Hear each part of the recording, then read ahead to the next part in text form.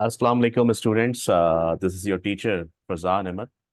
उम्मीद है कि आप सब खैरियत से आफियत से होंगे। आज मैं जो वीडियो आपके लिए लेकर आया हूँ, स्पेशली ये वीडियो है हमारे उन स्टूडेंट्स के लिए जो कि ग्रेड 9 के हैं। और ग्रेड 9 के जो स्टूडेंट्स होते हैं वो फर्स्ट टाइम बोर्ड का एग्ज़ाम देने जा रहे होते हैं। अच्छा, फर्स्ट टाइम बोर्ड का एग्ज़ाम देने के लिए ये होता है कि भाई उन्हें बहुत सी चीज़ों का इल्म नहीं होता, नॉलेज नहीं होती। और उसमें एक सबसे ज़्यादा आने वाला जो सवाल होता है और एक जो फेयर होता है वो होता है कि सर बोर्ड एग्ज़ाम की कॉपी हम किस तरह फिल करेंगे।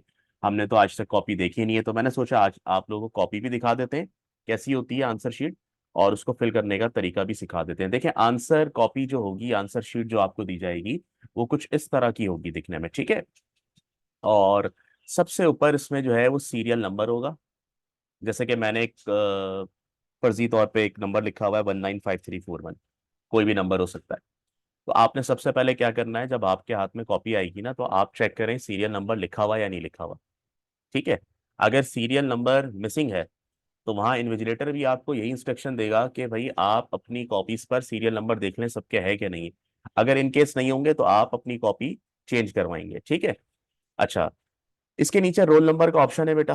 तो आप एडमिट कार्ड में से देख के यहाँ पर अपना रोल नंबर लिखेंगे और करेक्ट लिखेंगे, गलती नहीं करनी है। आपने कोशिश करनी है कि इस कॉपी को आपने ब्लैक पॉइंटर से फिल करना है, क्योंकि ब्लैक पॉइंटर को मिटाना मुश्किल होता है। सही है, इंक पेन से इसको फिल मत कीजिएगा।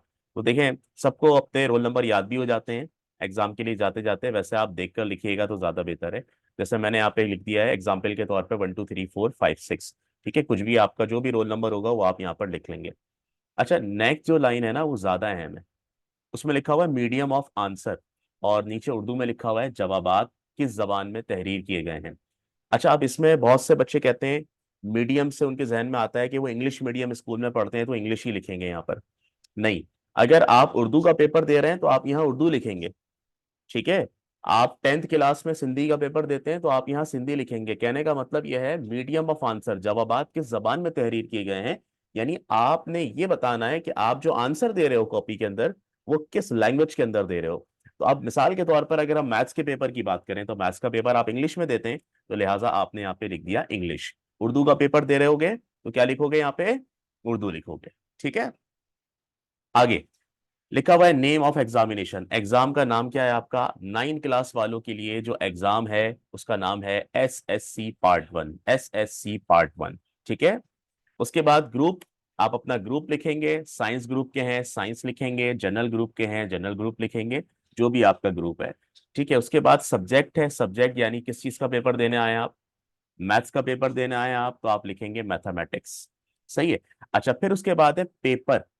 पेपर में आपने लिखना है 1। 9 क्लास वाले बच्चे सुन लें, 9 क्लास वालों के जितने पेपर होंगे वो सारे पेपर 1 होंगे।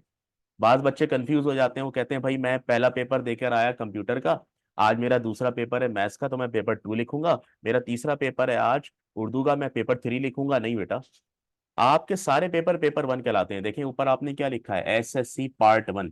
तो 9th का एग्जाम पार्ट 1 कहलाता है, पेपर 1 कहलाता है। ठीक है। अच्छा, उसके बाद सेंटर।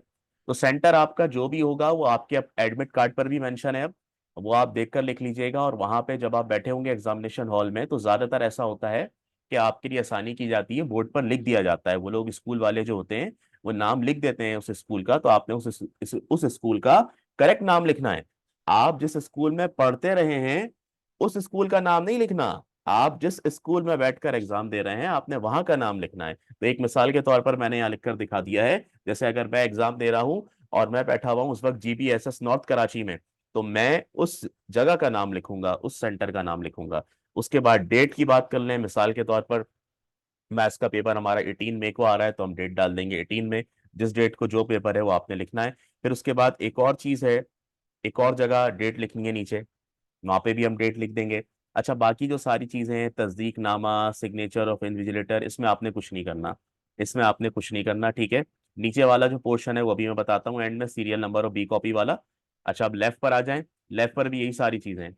मीडियम ऑफ आंसर वही इंग्लिश लिखेंगे, नेम ऑफ एग्जामिनेशन वही SSC पार्ट 1 लिखेंगे, ग्रुप वही साइंस जनरल जो भी होगा आपका वो लिखेंगे, सब्जेक्ट मैथमेटिक्स आ जाएगा दोबारा से, और पेपर 1 आएगा, और डेट वही आएगी जो आपने लिखी है। ठीक है। अच्छा, अब आप देखें होता है ऐसा है कि कभी कभी हमारा पेपर जो है ना वो एक कॉपी के अंदर नहीं हो रहा होता, एक कॉपी में हमारा पेपर नहीं हो रहा होता। तो फिर हम क्या करते हैं, फिर हम ये करते हैं कि हम बी कॉपी लेते हैं। देखें इस कॉपी के ऊपर लिखा हुआ है ए, ये ए कॉपी है, आप बी कॉपी लेंगे। तो अब आपने एक बी कॉपी ली, वो भी कंप्लीट हो गई, और अब आपको एक और बी कॉपी की जरूरत है। तो हो सकता है आपको पेपर में एक भी बी कॉपी की जरूरत ना पड़े, हो सकता है एक बी कॉपी की जरूरत पड़े, हो सकता है दो की पड़े, हो सकता है तीन की जरूरत पड़े। तो यहां पर लिखा हुआ है number of supplement b copies attached if enclosed. कह रहे हैं अगर आपने बी कॉपीज ली है ना तो आप उसकी तादाद यहाँ पे लिख दें। अब मिसाल के तौर पर मैं कहता हूं मैंने एक बी कॉपी ली थी, तो देखें मैं यहाँ पे 1 लिख दूंगा पेपर के एंड में, सही है। और नीचे देखें मैथ्स वालों के लिए आसानी भी की हुई है कि नंबर ऑफ ग्राफ पेपर, अगर आपने उस पेपर के अंदर ग्राफ पेपर लिया है तो ग्राफ पेपर की तादाद भी यहाँ लिखेंगे, जैसे मिसाल के तौर पर मैंने लिख दिया 1, सही है। तो जो ग्राफ पेपर की तादाद है, जो बी कॉपीज की तादाद है, वो आपने यहाँ पे मेंशन करनी है बेटा। अच्छा फिर अब राइट पर आए, राइट पे क्या है, serial numbers of b copy. देखें ये आपके पास जिस तरह ए कॉपी पे सीरियल नंबर लिखा हुआ है ना, इसी तरह बी कॉपी के ऊपर भी सीरियल नंबर लिखा होता है। तो आपने क्या करना है, अगर इन केस आप बी कॉपी ले रहे हैं और बी कॉपी में आपके पास सीरियल नंबर जो लिखा हुआ है ना, आपने वो सीरियल नंबर उठा के कहाँ लिखना है, इस जगह, ये जो 1 2 3 4 करके आपको नंबरिंग दी जा रही है, जैसे बी कॉपी का नंबर आपने यहाँ लिख दिया, सही है। अब दो बी कॉपी लिए तो नंबर 2 पे दूसरी का लिख दें, नंबर 3 पे तीसरी का लिख दें, सही है। उसके बाद क्या है, नीचे serial number of graph paper, अगर ग्राफ पेपर लिया है तो ग्राफ पेपर के ऊपर भी सीरियल नंबर होगा, वो सीरियल नंबर आपने उठा के ग्राफ पेपर की जगह लिख देना है। तो ये हमारे पास तमाम चीजें हैं इंपॉर्टेंट। और ये क्वेश्चन नंबर 1, उसके टोटल मार्क्स, ये सारा आपका काम ही नहीं है, साइन ऑफ एग्जामिनर, इस चीज के लिए आप बेफिक्र रहें, ये सब उनका काम है। आपने क्या करना है, आपने ये सारी चीजें लिखनी है जो मैंने आपको बताई हैं। उम्मीद है कि आपको ये वीडियो पसंद आई होगी और जो भी कंफ्यूजन होगी वो दूर हो गई होगी। लेकिन अगर फिर भी किसी के जहन में ये वीडियो देखने के बाद भी इससे रिलेटेड कोई सवाल हो तो आप जरूर बताइएगा। नेक्स्ट वीडियो के अंदर हम देखेंगे अटेंडेंस शीट को, कि बोर्ड के पेपर के दिन आपको जो अटेंडेंस शीट मिलेगी वो किस तरह की होगी, और कहां पे आपने सिग्नेचर करना है, कहां पे आपने किस तरीके से सीरियल नंबर लिखना है, ये सारी चीजें इंशाल्लाह ताला हम नेक्स्ट वीडियो में क्लियर करेंगे। इससे रिलेटेड आपका कोई सवाल हो तो आप कमेंट्स में पूछ सकते हैं, इंशाल्लाह ताला मैं कोशिश करूंगा एज सून एज पॉसिबल उसका जवाब दूं। मेरी तरफ से आप लोगों के लिए बहुत सारी दुआएं, अल्लाह ताला आपको कामयाब करे।